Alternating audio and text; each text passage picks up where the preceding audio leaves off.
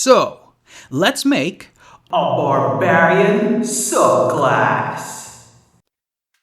Izuku Midoriya, Deku, the inheritor of the powerful quirk called One for All. Welcome to My Wife is the MC. I'm DMV and you're watching Husbando Homebrew.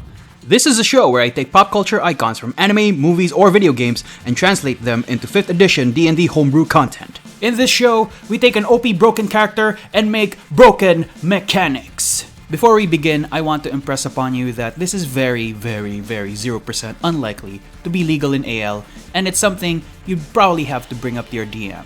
Second, I'd like to give a brief overview on my thought process.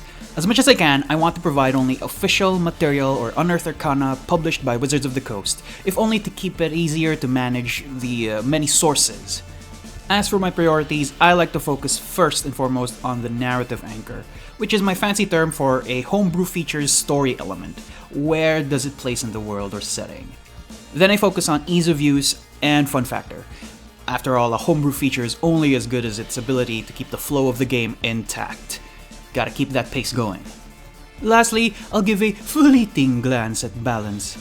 Yes, game balance is not that high on my list, and let's face it, these first version mechanics are likely gonna break any hope of game balance. Why do you think I prefer to run single player games? In any case, if you're a DM who is willing to try this out, know that you'll need to counterbalance my homebrew features yourself. Maybe comment down below if you want to see how I do monster stat blocks like a normal. Kidding aside, that doesn't mean I'm completely on board with absurd power levels. Just know that my priority is keeping the narrative element first and then think of game balance later. Part 1. Fighting Style.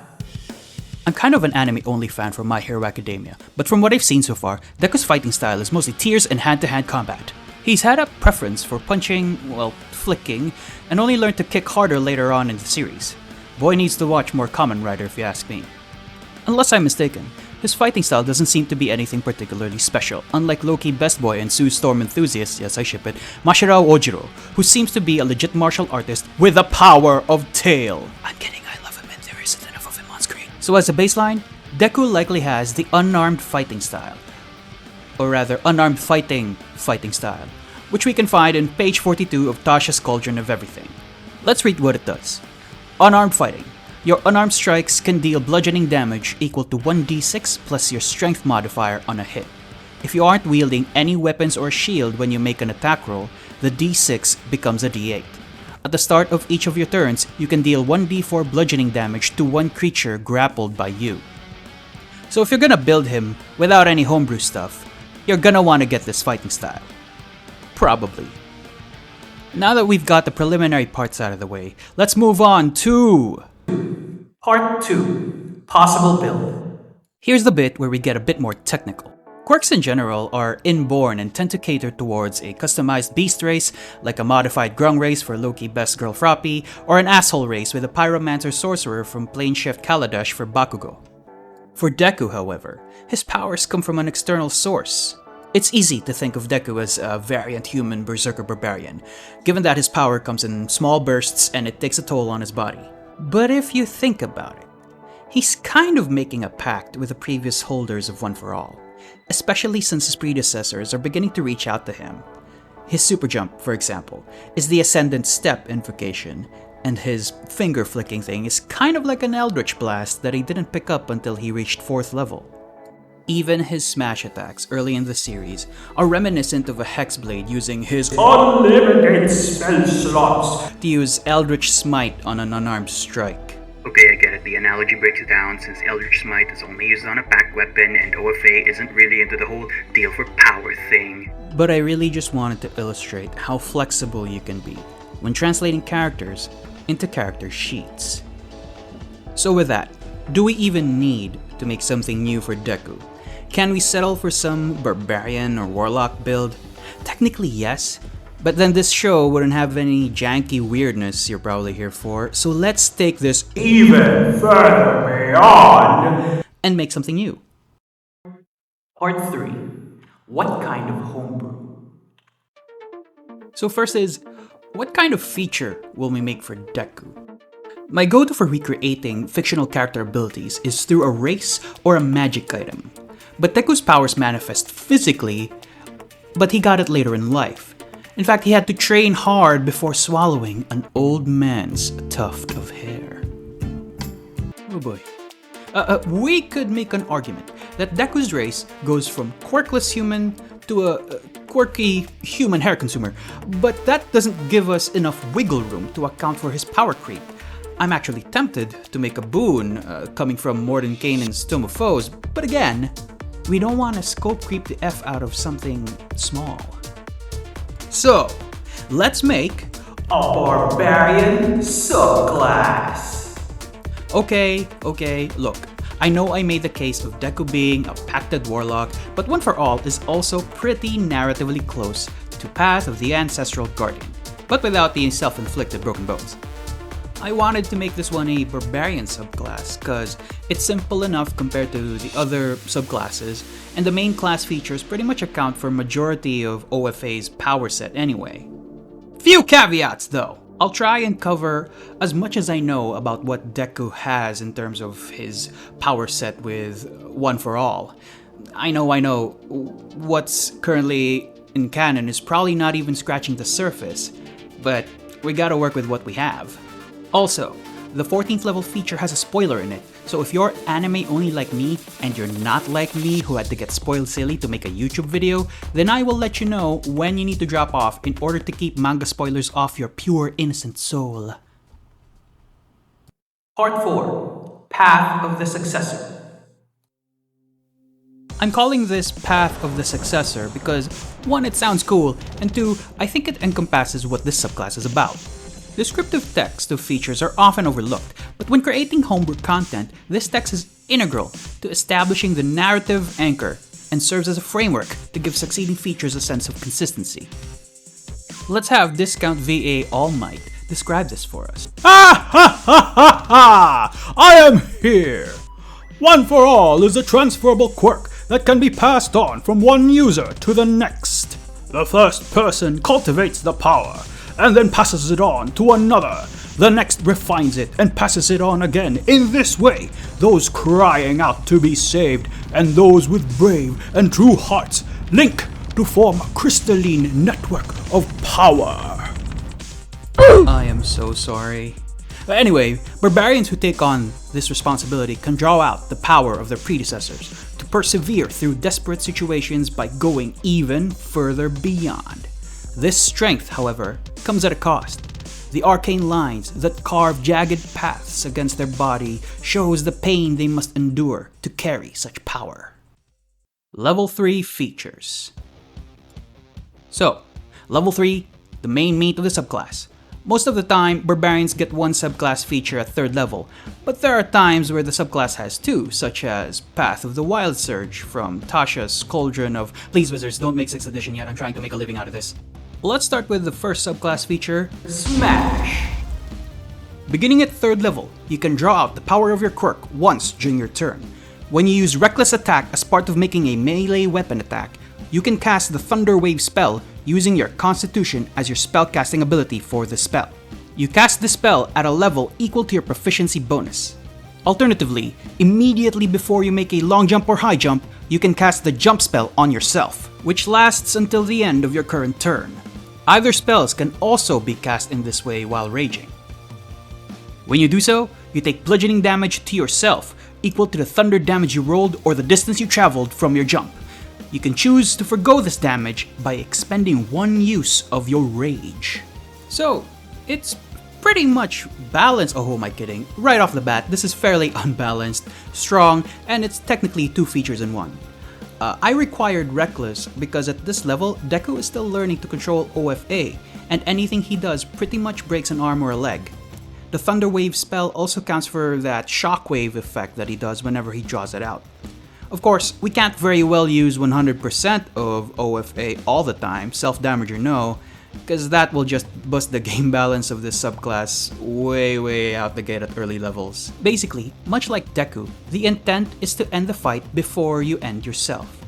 Also, even at higher levels, he still requires Reckless, if only because drawing it out is such a huge risk-reward kind of play. You might ask, DMV, does this mean you can do this with weapons? Technically yes. While OFA users have been historically fist fighters, I don't see how this can't apply to weapon users as well.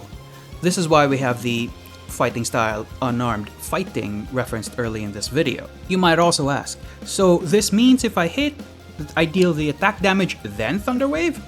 Yes, that is intentional.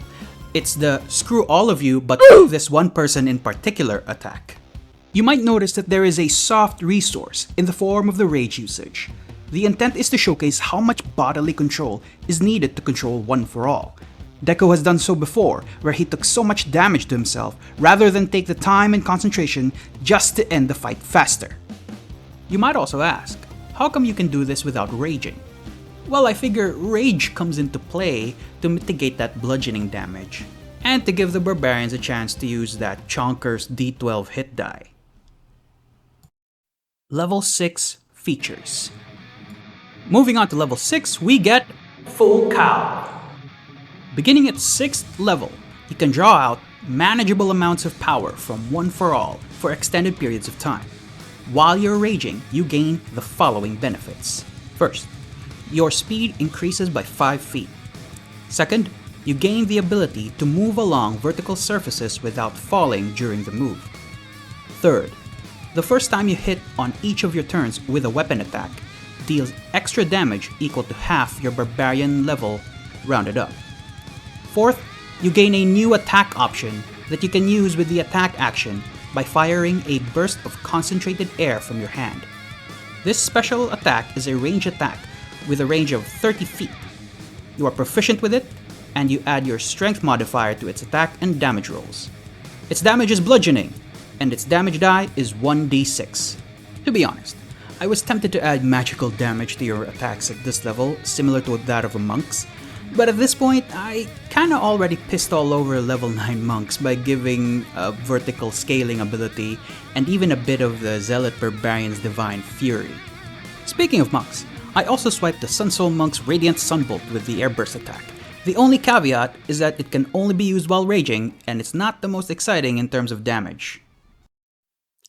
Level 10 Features. Oh boy, the subclass is already so front-loaded, so we'll take a small breather with the Ribbon ability. For this one, I'll swipe the theme of the Ancestral Guardian Barbarian with a feature I call Consult the Predecessors. At 10th level, you gain the ability to consult with the previous users of One for All. When you do so, you cast the Commune spell without using a spell slot or material components. Wisdom is your spellcasting ability for this spell. After you cast the spell in this way, you can't cast it again until you finish a long rest. So, quite simple, have a chat with your OFA senpais, avatar style. The only issue here is that the DM has to know what the previous users know, you know? Level 14 Features. And now, for the subclass capstone, the coveted 14th level feature is... well, a spoiler for anime-only fans, so if you don't want to get spoiled, this is where we part ways. But do feed the algorithm for me and come back once you've caught up. Please? So, have they all left? It's just the manga readers and or spoiler-resistant viewers here? Cool, not gonna lie, I spoiled myself too. So at 14th level, you get Assimilated Quirks. Beginning at 14th level, you can use the abilities of your predecessors. When you enter Rage or as a bonus action on your turn while raging, you can cast one of the following spells granted by one of your predecessors. Hikage Shinomori. You can use the 4th user's quirk to cast Fortune's Favor on yourself. Daigoro Banjo. You can use the 5th user's quirk to cast the spell Maximilian's Earthen Grasp. N. You can use the 6th user's quirk to cast the Fog Cloud spell. Nana Shimura. You can use the 7th user's quirk to cast the Levitate spell on yourself. When you cast that spell with this trait, you do so requiring no material components. Constitution is your spellcasting ability for these spells. If a spell requires concentration, you can cast it without needing to concentrate on it. The spell ends early if you become incapacitated or if you exit out of rage. When you cast any one of these spells, you can't do so again until the next time you enter rage. So there are 2 more unknown quirks as far as I'm aware, meaning DMs can add to this as Boku proceeds with the story. Admittedly, it's not that future-proof, since Midoriya might develop some OP powers near the end of the manga. Can't say, really. Balance-wise, it's actually not that bad. Certainly more balanced than the 3rd and 6th level features. Also, it's nice that there are existing 5E spells that can somewhat match the quirks of the previous users.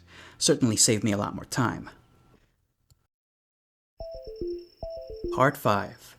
Final Thoughts. If I hadn't made it clear yet, my intention was to keep it as close to the source as possible in terms of mechanical theme and gameplay. I certainly don't believe it to be balanced compared to other official barbarian subclasses, but I don't think it's too overblown either. Hopefully. Either way, now's your chance to agree, disagree, or give your own take on the features down in the comments below. If this is your first time here, this channel does homebrew D&D content and even has an ongoing single-player campaign set in a homebrew Gundam setting. Do feed the hungry algorithm with your likes and subscribes, and let us know in the comments if you want to see more. If you want to support the channel, well, we're a little too small for Patreon, but we do have a Ko-Fi. There, you'll find a PDF link to Path of the Successor. Well, good job on making it here at the end. Thank you for being here, and we doubly appreciate any engagement you throw our way. This has been My Wife is the MC. I'm DMV, and I'll see you in the next Husbando Homebrew.